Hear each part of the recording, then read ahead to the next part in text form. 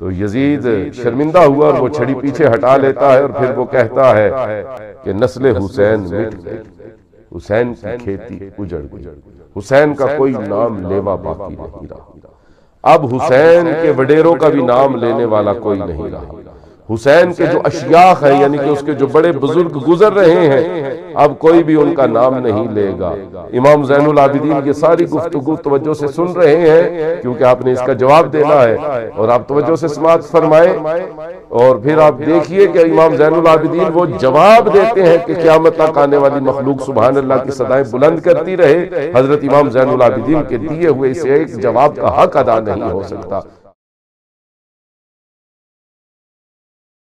علامہ ابن کثیر اپنی کتاب البدایہ والنہایہ کے اندر لکھتے ہیں کہ یزید کا دربار لگا ہوا ہے،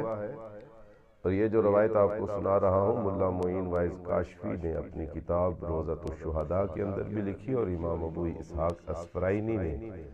اپنی کتاب نور العین فی مشہد الحسین کے اندر بھی اس روایت کو درج کیا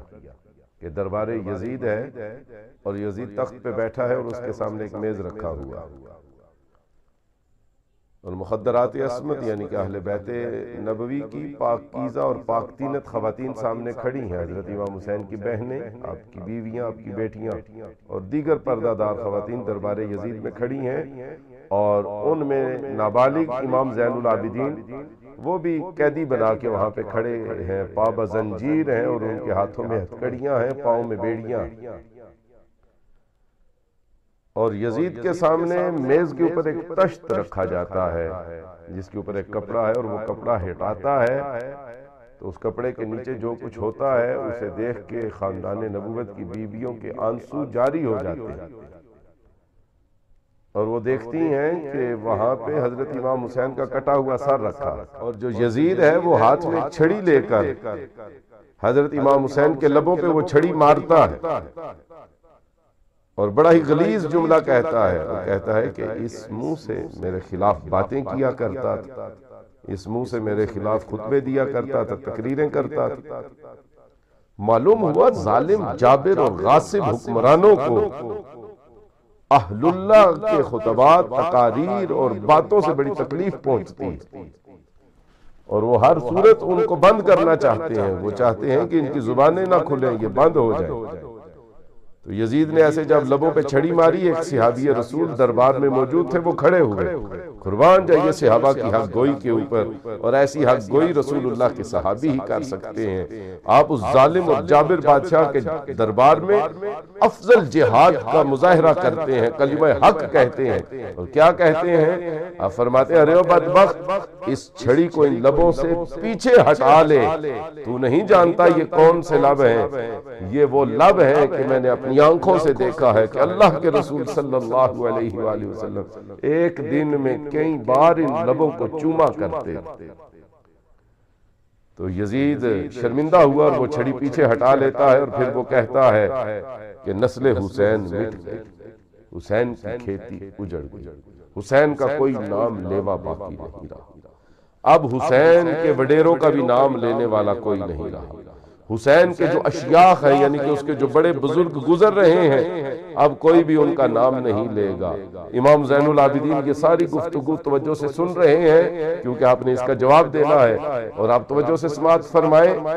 اور پھر آپ دیکھیے کہ امام زین العابدین وہ جواب دیتے ہیں کہ قیامت تک آنے والی مخلوق سبحان اللہ کی صدائیں بلند کرتی رہے، حضرت امام زین العابدین کے دیے ہوئے اس ایک جواب کا حق ادا نہیں ہو سکتا۔ وہ کہتا ہے نسل حسین مٹ گئی، حسین کی کھیتی اجڑ گئی، حسین کے نام لیوا باقی نہیں رہے، حسین مٹ گیا، حسین کی اولاد مٹ گئی، اس کے آباء و اجداد کا نام مٹ گیا، حسین کے وڈیروں کا نام لینے والا کوئی نہیں رہا۔ یہ باتیں وہ کرتا ہے، خدا کی قدرت دیکھیے اسی وقت مؤذن مسجد کے اندر اذان دینا شروع کر دیتا ہے، اذان کی آواز بلند ہوتی ہے، اللہ اکبر اللہ اکبر کی صدائیں آتی ہیں، اور اذان کے اندر اشہد ان لا الہ الا اللہ بھی پڑھا جاتا ہے، اشہد ان محمد رسول اللہ بھی پڑھا جاتا ہے، اور حاضرین دربار بڑے غور سے یہ والی اذان سنتے ہیں کیونکہ اس اذان کو غور سے سننا بنتا، ہر اذان کو سننا چاہیے لیکن اس اذان کو غور سے سننا کیا کہنے، کیونکہ اس اذان سے پہلے یزید بڑی غلیظ بکواس کر چکا تھا، اور جیسے ہی اذان ختم ہوتی ہے، قربان جائیے اب دربار یزیدی میں امام زین العابدین کے خطبے کی ہیبت دیکھیے، آپ کے جواب کا رعب اور دبدبہ اور دہشت دیکھیے۔ آپ کے اس ایک جواب نے یزیدی عمارت کو لرزا کے رکھ دیا، اس کی بنیادیں تک ہل گئیں اور وہ عمارت کانپنا شروع ہو گئی۔ آپ جیسے ہی اذان ختم ہوتی ہے، امام زین العابدین ارشاد فرماتے ہیں، لوگو تم نے سنا نہیں اس نے اذان سے پہلے کیا کہا تھا؟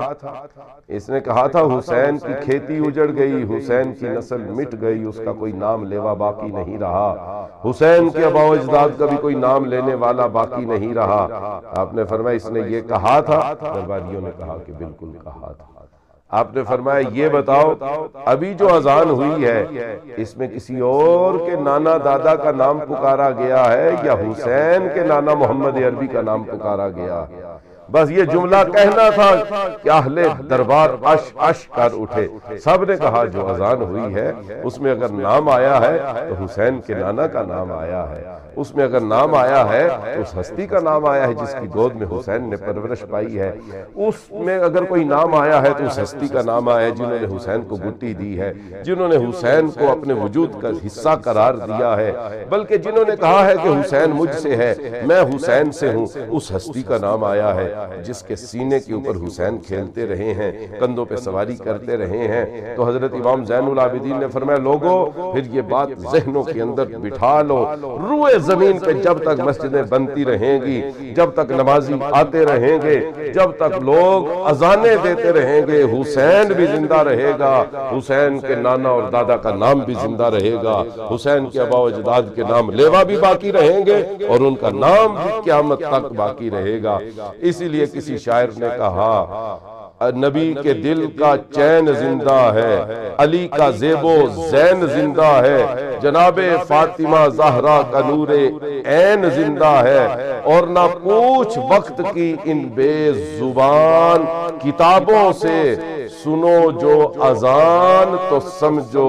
حسین زندہ ہے۔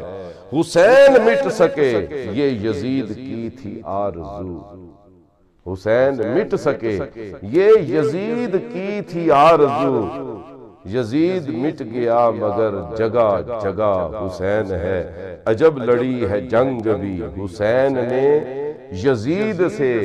اب اس سے بڑھ کے جیت کیا یزید تھا حسین ہے۔ جو حضرات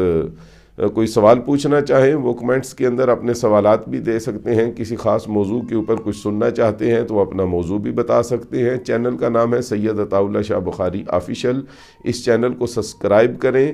تاکہ نت نئی جو ویڈیوز ہیں اور اس قسم کے معلوماتی مسائل وہ آپ تک بر وقت پہنچ سکیں۔